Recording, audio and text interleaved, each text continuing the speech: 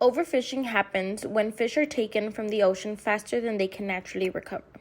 Today, this is one of the biggest human-caused threats to marine life.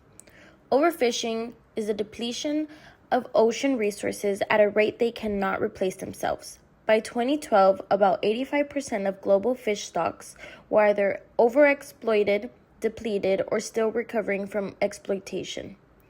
This shows how widespread the problem has become.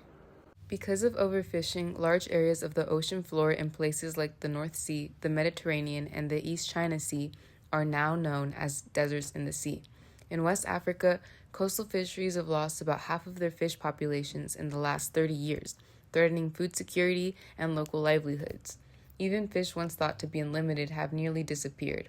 Atlantic cod, for example, were heavily overfished during the 1970s through the 1990s as fishing technology improved, pushing the species to unsustainable levels. One major cause of overfishing is the tragedy of the commons.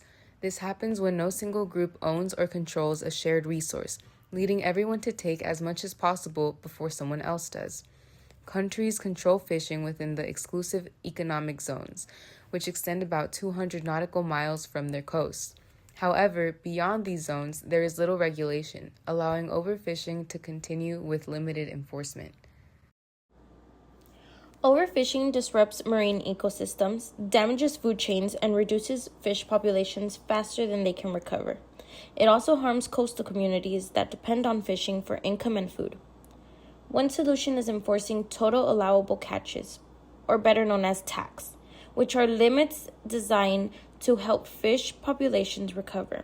However, these limits are often ignored, especially in areas heavily dependent on fishing. Supporting sustainable fishing practices, stronger regulations, and responsible seafood choices can help reduce overfishing. The ocean is a shared resource, and protecting it requires collective action. By respecting fishing limits and supporting sustainable practices, we can help restore marine life and protect the future of our oceans.